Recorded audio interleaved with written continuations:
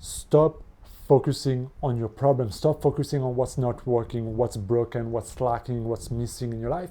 It's making you miserable. But above all, you have to understand, you really have to learn that what you focus on expand. It always grows. It always perpetuates and magnifies in your life. It doesn't matter the quality or the content of the thing that you experience. It doesn't matter whether you like it, whether you don't like it, whether it makes you feel good or bad.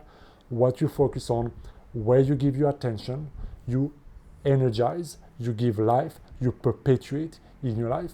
This is one of the biggest lessons that we all can learn, because if you cannot discipline your attention, you will struggle to change your life, because everything around you right now is trying to grab your attention. Media company and businesses and so on are spending millions and millions of dollars just to get a few seconds of your attention. All those free apps that you use, YouTube and Instagram and TikTok and so on, are free, because the biggest currency they get from you is your attention. The more time you spend on the platform, the more of your attention you give, the more money they make. So you have to realize that if the currency of the game right now is to get your attention, you have to realize that this is so precious. Because if you let your attention go on some random stuff, or on your problem, on your old emotion and all those things that are not working and that are bothering you and that are making you stressed out in your life, there will be only one outcome. It will continue to perpetuate in your life. This is what quantum physics has taught us. The act of observing is the act of creating. So you cannot observe something in your life and it not be here and it dissolve. It doesn't work this way. It's a paradox, because a lot of people feel like, well, if I don't focus on my problem, are they just gonna magically, solve themselves, right? So I don't want to be delusional. I gotta fix my problem. And I agree. But then instead of focusing on the problem or how it makes you feel or the drama or the story, focus on the solution. What can I do instead?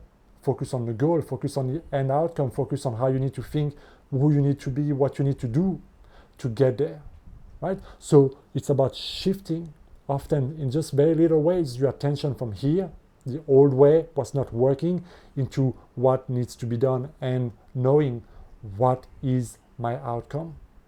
And so this is why things like a vision board or visualizing or affirmation are so good, because a vision board is what? It's pictures you put on a freaking wall or on your phone. And what did it do? It grabs your attention. And the more your subconscious mind sees it, the more your attention grows it. So you may not consciously notice it and spend too much time on it, but if your subconscious mind spends time on it, you're giving it a bit of your attention. This is why I have this body. I am so blessed, because every time I go into my office, I see it, I'm reminded that I am blessed, meaning I choose to be blessed. I don't choose to be a freaking victim. I don't choose to be broke. I don't choose to be, whatever. I choose what I want to create and how I want life to treat me. And you may be like, well, this is kind of woo kind of thing. But you get to choose what you focus on. So many people choose to focus on the limiting story, the victim story, why life is unfair and life is tough and life is beating them up. And that is a freaking choice. So what you focus on, if you feel that life treats you unfairly, you can keep complaining about it, you can keep talking about it, you can keep journaling about it, you can keep talking to your therapist about it.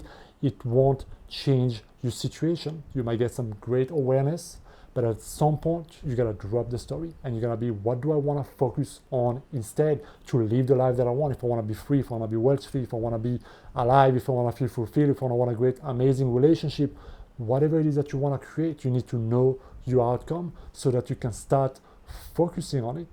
Even back then, when Napoleon, the French emperor, he used to have paintings and books of great generals and people he used to appreciate, like Caesars and all those kind of like leaders in the past.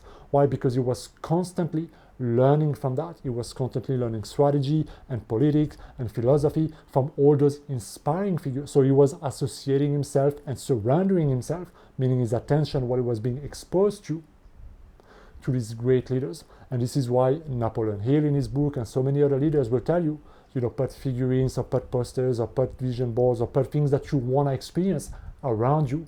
Get rid of other things. Get rid of those old things that belongs to your ex. Get rid of those old things that makes you feel poor, that makes you feel miserable. Get rid of things that no longer belong in your future. Above all, get rid of the thoughts and the habitual way that you have to first thing in the morning look at your phone or be reminded of your problem and what's not working, where you are and what's lacking. This is a deeply ingrained habit that you have to learn to undo. And this is why there are beautiful tools like practicing gratitude first thing in the morning as soon as you wake up. Like literally as soon as you wake up, you instruct your mind, okay, this is what I want to focus on today. Today I want to appreciate life. Today I want to let life know that I appreciate this in my life, I appreciate that person, I appreciate the money I have, I appreciate my health, I appreciate whatever, right? Because when you give attention to those things, they also expand. But above all, you're changing, you're creating a new momentum in your life, you're creating a new momentum. I guarantee you, this is one of the things I give to every single one of my new clients. One of the first tasks for 30 days, every day they have to keep doing the gratitude journal. And something good starts to happen is that the more they start to create that momentum, the more their mind starts to look and appreciate things in their life. And it becomes easier and easier to feel appreciation for those things in their life. And when you start to feel appreciation, you have less doubt, you have less fear, you have less anxiety, meaning you focus less on stupid stuff that makes you bitter. And so you start to see a ricochet, a domino effect of things happening in your life. All of this because you started focusing on something else, and it started to change your energy, it started to change your attitude, it started to change your mindset, it started to change your self-image, it started to change the decisions you make, it started to change who you are, how you show up, and ultimately your reality. And if you never change and take control of your attention, I'm telling you, you're going to live a very predictable life.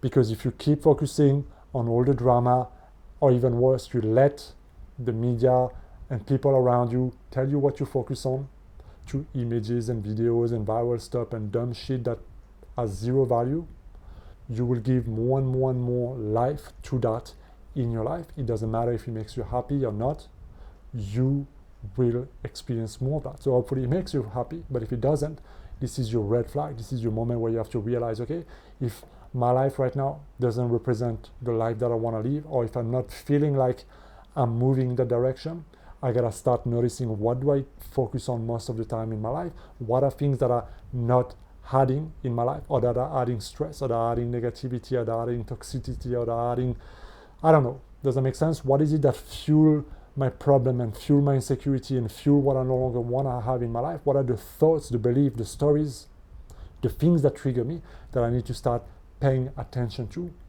And most importantly, what do I want instead? You got to be crystal clear with the outcome you want to create in your life. Because if you don't know what you want, you will default on focusing on what you don't want anymore. And if you focus on what you don't want, you get more of what you don't want. And it's a paradox, but it is the way it freaking is until you learn to notice, okay, first, what do I want instead? And then what do I need to start focusing on? And then there are many ways, many tools, many things you can do. I talked about the vision board, I talked about affirming, I talked about gratitude, I talked about putting things around like this that reminds you of what you want, that feeds your attention toward there. So the point of this video is not to go into this crazy long topic, but it's to make you really realize, pay attention. What are you focusing on? Like reflect on the day, today, yesterday.